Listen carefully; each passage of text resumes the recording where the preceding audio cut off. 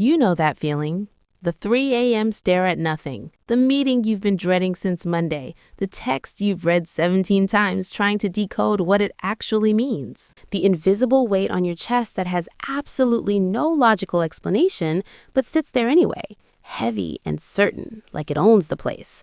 That's anxiety. And if you've ever felt it, and you have, everyone has, anyone who says otherwise is either lying or hasn't lived enough yet, then you already know that nobody can just talk you out of it. Your brain knows the fear is irrational. It doesn't care. It spirals anyway. Therapy helps. Exercise helps. Breathing exercises help.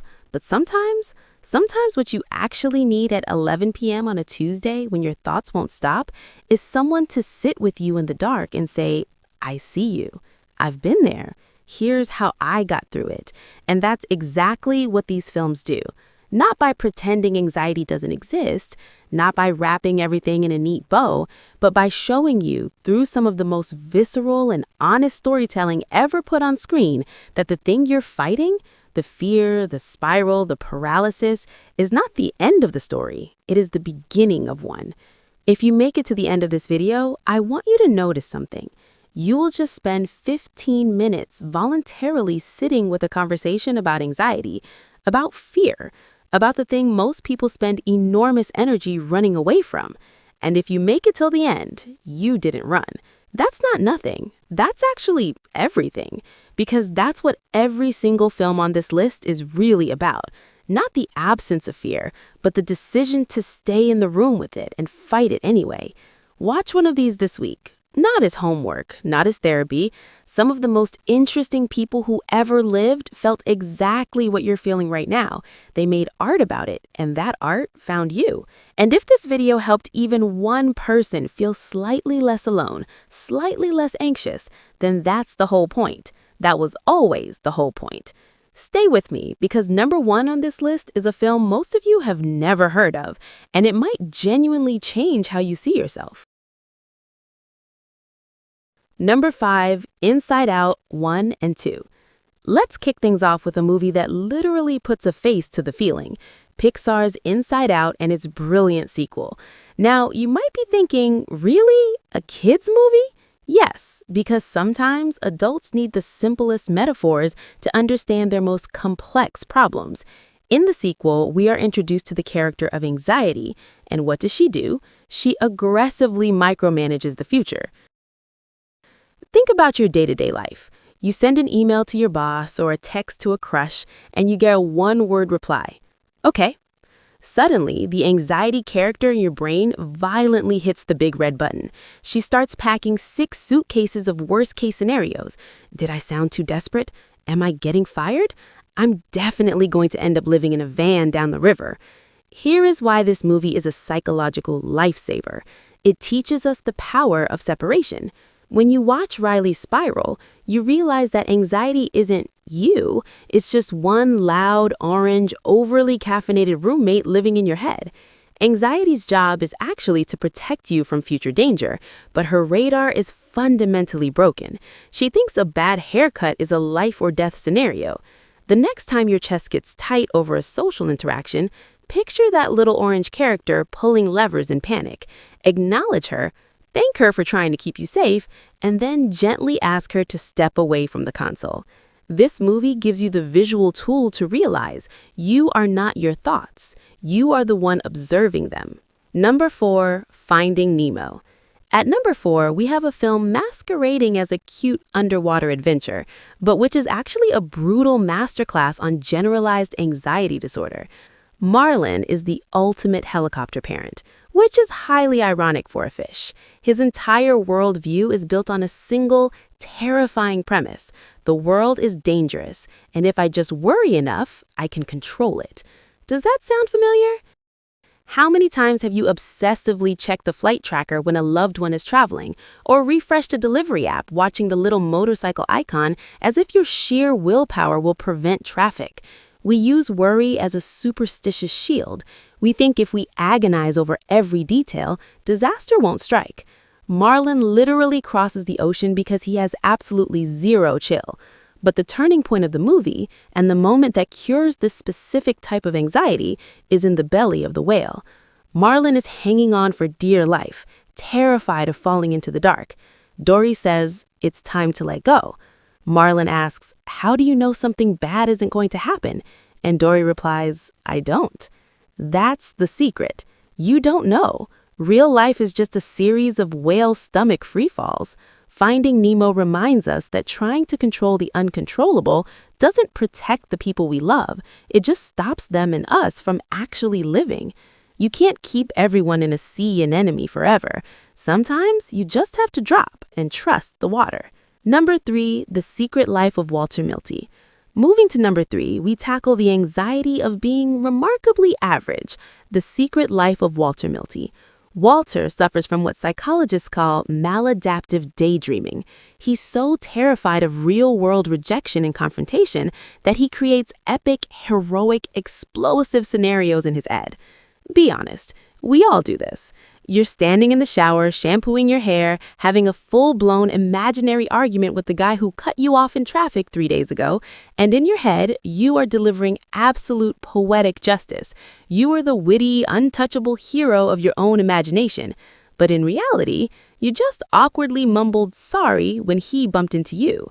Walter's anxiety paralyzes his reality, but his journey is the ultimate motivation for getting out of your own head. He's forced to stop dreaming about adventures and actually go on one. He jumps out of a helicopter, fights a shark, longboards down a volcano. The takeaway here is profound. Action is the only cure for overthinking. Anxiety thrives in the gap between thinking about doing something and actually doing it. The moment Walter takes the first step, the daydreaming stops. The real world, with all its messy, unpredictable edges, is infinitely more fulfilling than the flawless, sterile world you've built inside your head. Stop rehearsing your life and start filming it. Number 2, Everything, Everywhere, All at Once. If the modern condition of doom scrolling was translated into a movie, it would be our number 2 pick. Everything, Everywhere, All at Once. This film captures the absolute sensory overload of existing in the 21st century. It's ADHD, existential dread, and martial arts mixed into one explosive masterpiece. Evelyn is a stressed-out laundromat owner trying to do her taxes while simultaneously experiencing the infinite, chaotic possibilities of the multiverse. This is exactly what everyday anxiety feels like right now. You sit down to pay a utility bill, and suddenly your brain goes, "Did I leave the stove on? Also, the ice caps are melting. Also, AI is taking over. Also, what am I doing with my life?" It's the everything bagel of modern dread. The villain in this movie isn't a person, it's the belief that because there is so much noise, absolutely nothing matters.